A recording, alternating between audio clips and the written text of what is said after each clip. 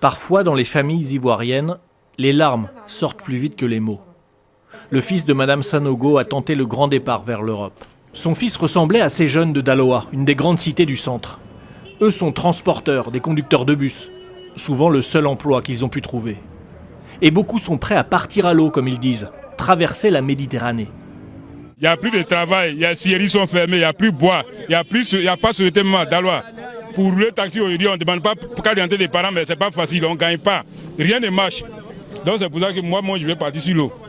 Quand tu regardes à Daloa ici, il n'y a pas d'infrastructures, de grandes infrastructures économiques. C'est quelque chose. Parce que les jeunes, à un moment donné, ils se disent, bon, ok, moi je vais à l'école, j'étudie, je fais bien, je passe mes concours, je fais les diplômes.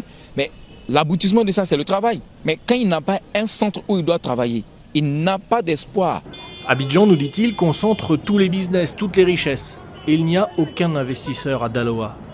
Alors en Côte d'Ivoire, la croissance exponentielle ne concerne pas tout le monde. Et la gare routière de Daloa est devenue l'un des principaux points de départ pour l'exil.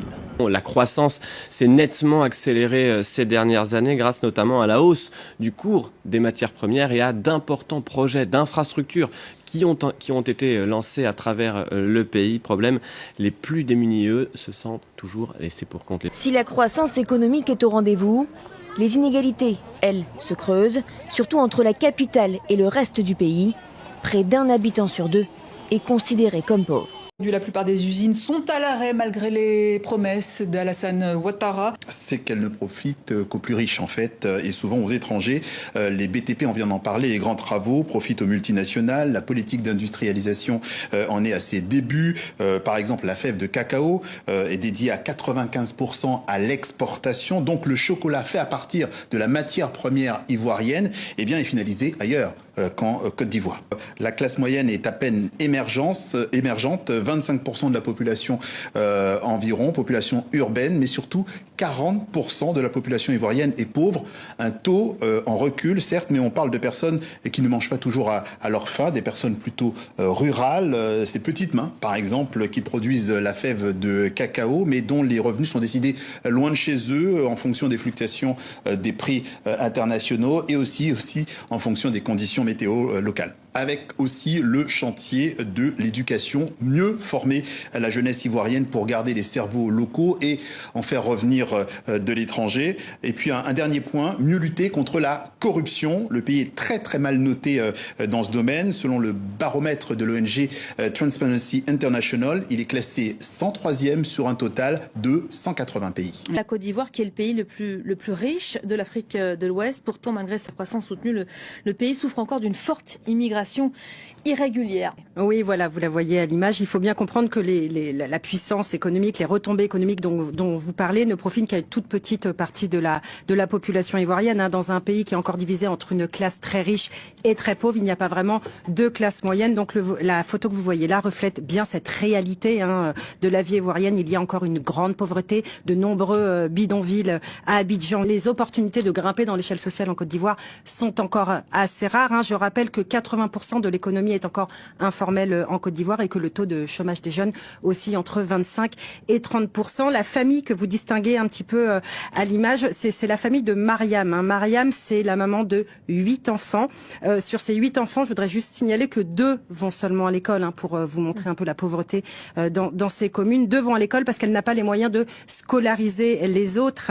L'école coûte une fortune pour ces familles qui rassemble à peine une cinquantaine d'euros par mois de salaire. Arrestation et emprisonnement arbitraire, harcèlement de l'opposition, de la société civile et des médias critiques. Le bilan dressé par Amnesty International en matière de droits humains en Côte d'Ivoire est très sévère. L'ONG, dans son rapport publié ce lundi, liste une série de ce qu'elle considère comme des atteintes à la liberté d'expression. Il y a par exemple l'arrestation de 17 journalistes de manière arbitraire au cours des 5 dernières années. Il y aurait aussi le harcèlement judiciaire contre des opposants et des blogueurs qui se seraient simplement exprimés à travers des médias ou des réseaux sociaux.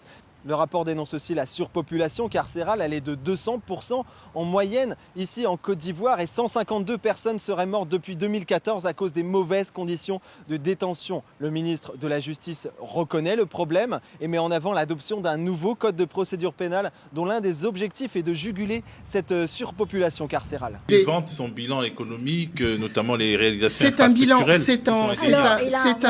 c'est un bilan totalement en trompe-l'œil.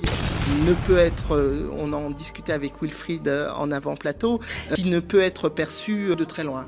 Il faut vraiment être à 6000 km pour penser que le bilan est bon. Mais qu'est-ce qui modère justement Donc quand bilan on est plus proche, quand on n'est pas à 6000 km, mais quand on est sur place, on voit les détails et on voit une vie quotidienne extrêmement pénible et difficile pour les Ivoiriens. Le système... Le bilan général, tous les dirigeants ivoiriens se font soigner à l'extérieur. Monsieur Ouattara se fait soigner en France. Moi, je voulais en venir sur le système de santé. Le système de santé en Côte d'Ivoire est dans un état vraiment calamiteux et vraiment problématique. Et d'ailleurs, un travail devra être fait sur le niveau de mortalité. La mortalité a explosé. Alors évidemment, je suis un peu à titre personnel extrêmement frappé par ce sujet-là. Donc oui, ça m'interpelle.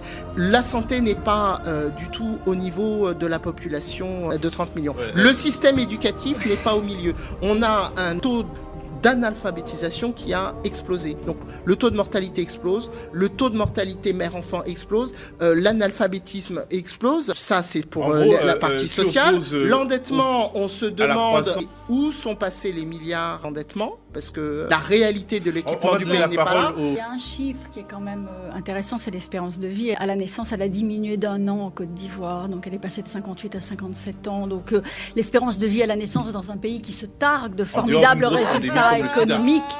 Oui, absolument, en dehors, oui. Parce qu'à l'époque, ça a baissé beaucoup à cause du sida, là, le sida a reculé. Ma nationalité, c'est une diversion. On essaie de faire de moi le sujet de cette campagne. Le sujet de cette campagne, le pouvoir. Le sujet de cette campagne, c'est un bilan de 15 ans de gouvernement quand on demande à en avoir 5 ans de plus. Le sujet de cette campagne, ce n'est pas la nationalité de Tidjane Thiam. Quels que soient les efforts déployés pour me mettre en première page des journaux tous les jours et escamoter le débat qui est le débat républicain digne, qui est celui de dire où est-ce qu'on en est après 15 ans de RHD. Mais derrière ça, il y a des choses graves. La Côte d'Ivoire, en mathématiques, est 13e sur 14 pays africains qui sont classés. Au PASSEC, les étudiants de terminale de Côte d'Ivoire testent au niveau 3e. On a des milliers d'enseignants, de déficit d'enseignants. On a des statistiques de santé dans bien des domaines inférieurs à celles du Burkina Faso ou du Sénégal. On a des coupures d'électricité aujourd'hui à Abidjan. Voilà les problèmes. Pour moi, le pouvoir affirme que la croissance est là depuis des années, qu'il a remis le pays sur pied. Absolument. Taux de pauvreté. Abidjan, 22%. Taux de pauvreté en dehors d'Abidjan, 51%. 51%, c'est une moyenne. Ce qui veut dire que dans les zones les plus pauvres, on monte à 60-70% de taux de pauvreté après 15 ans de gouvernement. Donc c'est cela que vous avez dû voir quand même dans le pays l'engouement qu'il y a aujourd'hui autour du PDCI ou même de ma modeste personne et les meetings qu'on fait. C'est parce que les Ivoiriens sont mécontents.